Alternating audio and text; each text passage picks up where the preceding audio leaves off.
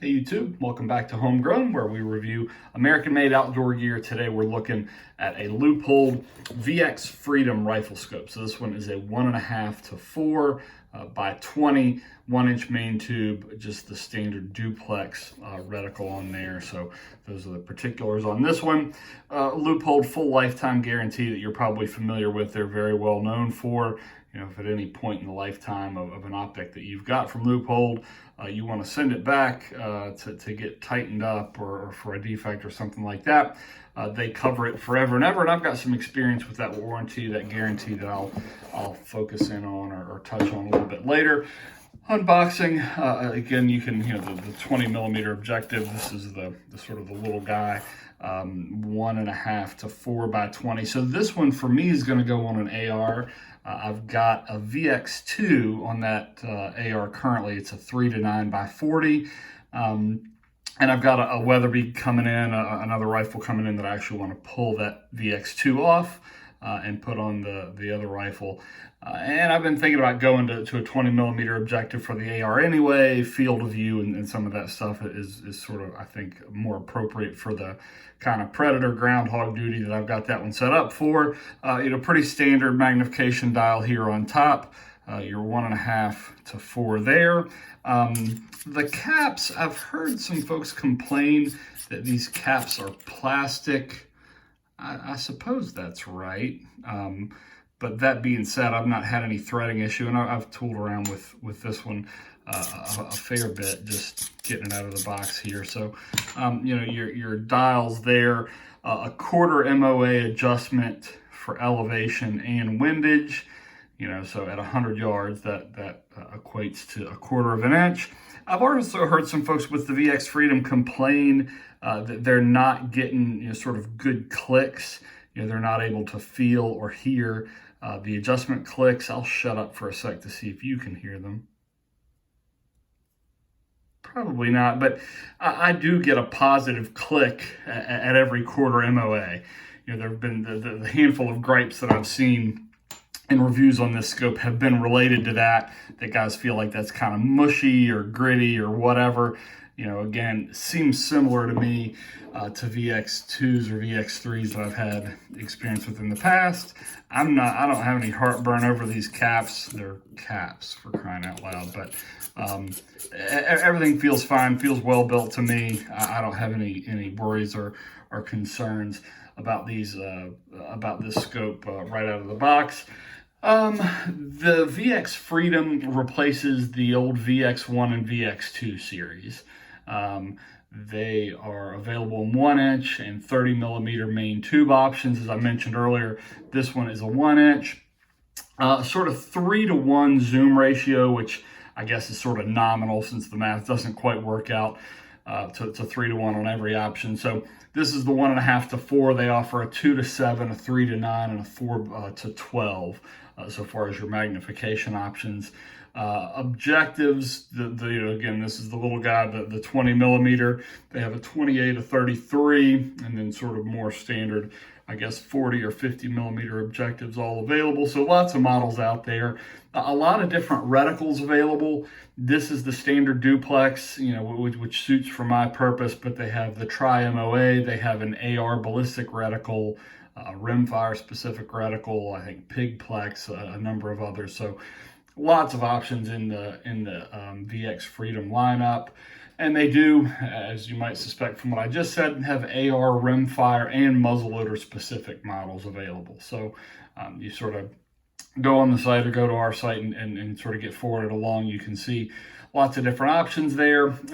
These have, and I'm not even going to try to give you a look down the scope here. That rarely works out well in my experience, but Twilight light management system, scratch resistant lenses, waterproof and fog proof, 100% waterproof and fog proof. From what I've read and from what I can tell, they're effectively using their VX2 glass, which has always been pretty hard to beat from a value standpoint for clarity and low light performance. It's not going to be on par with a $2,000 or $3,000 rifle scope. But I think I bought this one for less than $300. So, at this price point, I think the VX2 was always pretty hard to handle from a value standpoint. and from what I can tell, same glass and probably at a little bit better price point in the VX Freedom by consolidating those two lines, the VX1 and VX2 together. You know, more money, get you better glass, better coatings, but from a value standpoint, at the price points that these VX Freedoms come in, I'm happy with it. It is guaranteed for life, as I mentioned earlier, and made in the U.S. From what I can tell, digging around on Leupold's site, all their scopes are designed, machined, and assembled in the U.S., in Beaverton, Oregon, so that's great. They do address the question of glass. So the quote from their site is, "No U.S. glass manufacturer could keep up with demand, with Leupold's demand effectively. Source of the base material isn't as important as optical design, and that their lens systems are designed at Leupold in the U.S. with," quote, "some domestic sources, some European, some Asian." You know, based on the price point of the rifle scope that you're looking at, you can probably guess which scope glass comes from which area. I'm guessing that the VX2 may very well come from Asia, but I don't know that for sure, nor have I seen Leupold address it specifically. Again, compared to the VX2, I think the aesthetics are fine. You know, nothing about this scope gives me any cause for concern. I'm excited to get it mounted up and get it out to the range later this week. The one I did want to mention, my experience with Leupold's guarantee. So that is a pair of 8x42 binoculars from way back in the day. So these were, I think, around 94 and 95.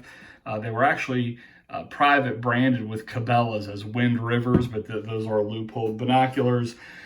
You know, Dad bought them back in the mid-90s, I think specifically for an elk hunt he was doing in Idaho. These binoculars have been all over creation. He handed them down to me years ago.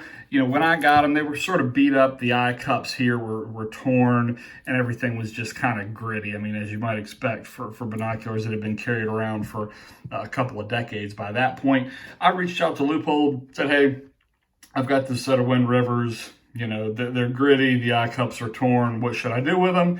They said, "Absolutely, send them back." I sent them back. A few weeks later, the binoculars came back, cleaned up. I mean, all the grit was gone, new eye cups. They didn't charge me a dime. They paid to ship them back to me and included a letter thanking me for the opportunity. So I think that in my limited experience, the warranty with Leupold is fantastic, and they do a great job of taking care of their customer well down the road. So I don't have any concern at all about that. There are other manufacturers out there that have lifetime guarantees, you know, some that sort of get tend toward the silly. You know, you run over it with your truck, you manage to find a piece of it and send it back to us, we'll fix it, whatever.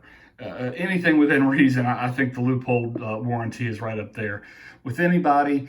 As I mentioned in the title of the video, which Leupolds are American made? From what I can tell, all the rifle scopes are.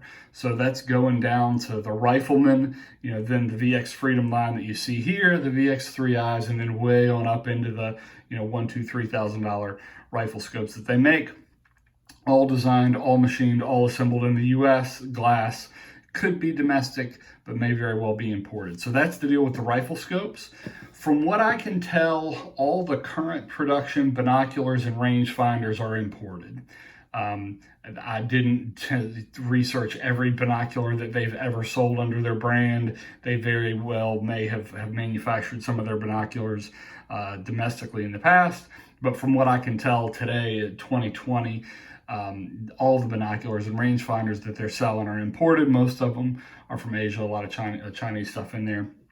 That's not uncommon. It's actually pretty tough to find domestically produced binoculars. We do have some on the website if you want to take a look at homegrownoutdoors.us. We've got some binoculars listed on there that are domestically produced, but those are assembled in the U.S., at least everything that we've got on there currently, assembled on the U.S. from imported components. So I think that's about the best you can hope to do with American-made binoculars at this day and time. So far as Leupold with spotting scopes, the Gold Ring Mark IV SX5 Sanium are all designed and assembled in Oregon. The SX1 and SX4 are made in China. And then the thermal scope, the LTO tracker, appears to be made in the U.S. So that sort of answers the question so far as which Leupolds are made in the U.S.